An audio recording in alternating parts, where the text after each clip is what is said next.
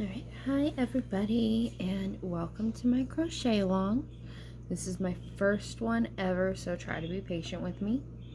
I already started working a little bit here. I already did the chain 25 and the 24 half double crochets across. The first thing that I'm going to show you is a chainless half double crochet. This is going to help keep your edges straight on your square. Alright, so we're going to turn our work over. I'm going to pull your loop up a little bit, and you're basically going to work an extended single crochet. So you're going to pull up a loop, yarn over and pull through one, and then yarn over and pull through two. That's it. That is your chainless half double crochet. Then we're going to work HDCs all the way across again.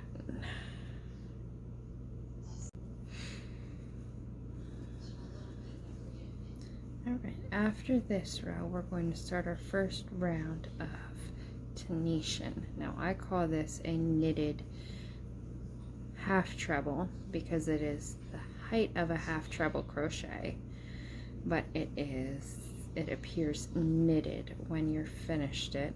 It is the Tunisian knit stitch flipped on its side and worked vertically instead of horizontally.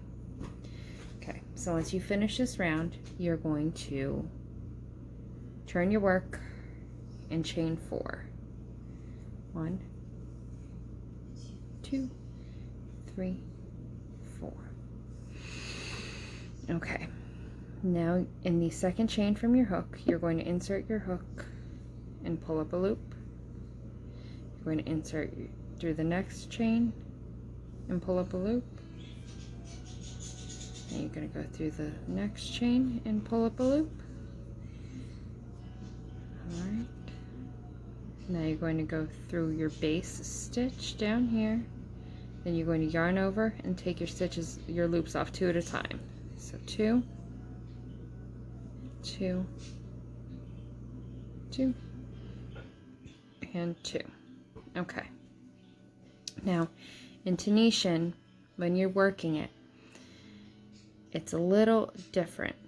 We're going to have these bars here that we're going to be working into. So, let me see if I can get it closer for you. This one right here, you can see right here, that is the front bar.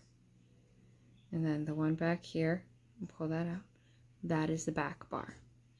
Okay, and now all of the different Tunisian stitches all have to do with how you insert your hook through those bars. For the knit stitch, you're going to go in between the front and back bar all the way through to the back, yarn over and pull up a loop. Okay, here, watch again, all the way through, yarn over and pull up a loop. All the way through and pull up a loop. And then through your base and work your way down again, taking them off 2 at a time. It's nice and simple. Now if you look, you're not going into this space in between here. That is a Tunisian full stitch. We're going to be doing that later on in our piece. You're finding the loops that you pulled off your hook, and you're going in between the front and the back bar through and pulling one up, and that will give you your nice knitted look. Right? And then you're going to do this the entire way across. 1, 2, 3, 4 in the base, 2, 2, 2, 2. Now when you're doing this, you don't want to pull your loop up here. You want to pull your loop above your work, keeping it above the bar. Otherwise, your stitch is going to get too tight and your work's going to curl up. And you do not want your work to curl up. It's part of the reason why I am advising you guys to block this. That's why I'm advising you guys to block this. The Tunisian stitches are a little tighter naturally and they have a tendency to curl. So when we finish our squares, we're going to put a single crochet border all the way around the outside, and then if you can, block them just to stretch them out and get them to stay in their nice even squares. See, we're just going to keep going straight across. Oop. I missed. It's okay if you miss. It's okay if you have to do it a couple times. If you're having trouble seeing exactly where to put the hook, please send me a message. If it just doesn't look right for some reason, take a picture, let me know, and I will do my best to help you through it.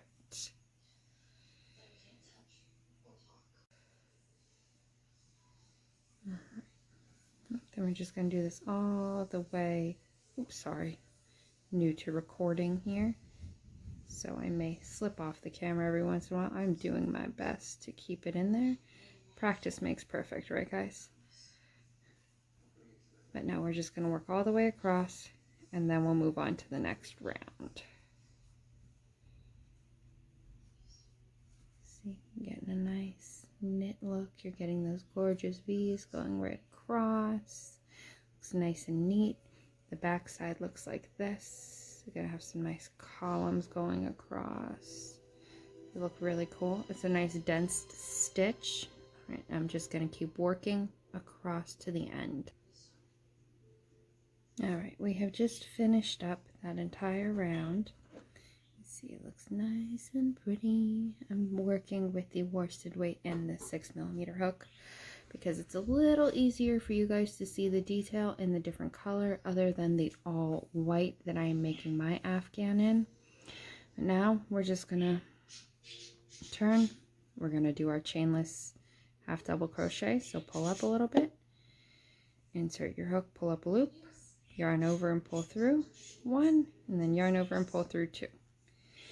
Right, then we're just going to work HGC all the way across again, and I will be back in 1 second so that I can show you how to do the next stitch, which is going in the third loop of the half double crochet to give it another nice textured look.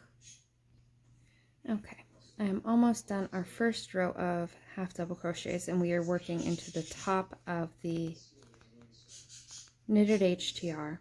So for the last one, instead of going in this space here like you have been all the way across, you're actually going to go into your top chain right here instead, and that will help keep your edges nice and straight.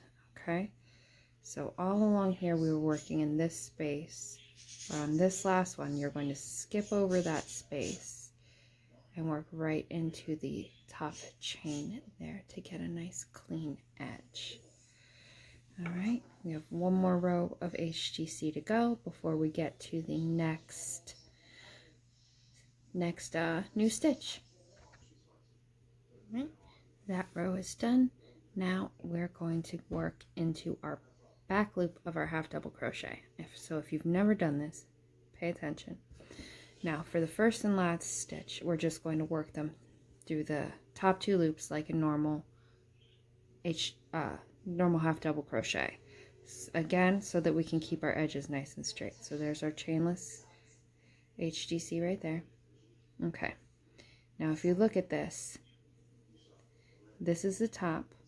This is where you normally insert your hook, right through these two, underneath those two.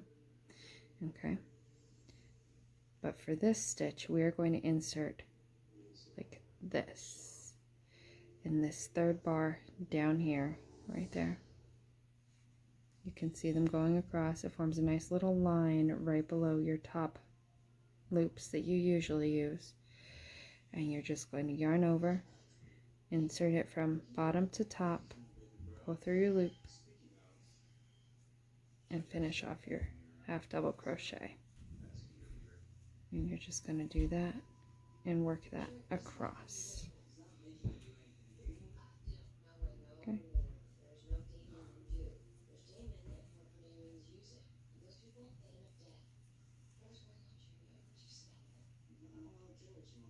Okay. after this, the pattern pretty much repeats all the way through. So once you've got those 2 new stitches down, and you can rewind as many times as you need to and go as slow as you need to get these down, you should be good to finish off your squares. Now I am making, for the 12-inch squares, I am making 2,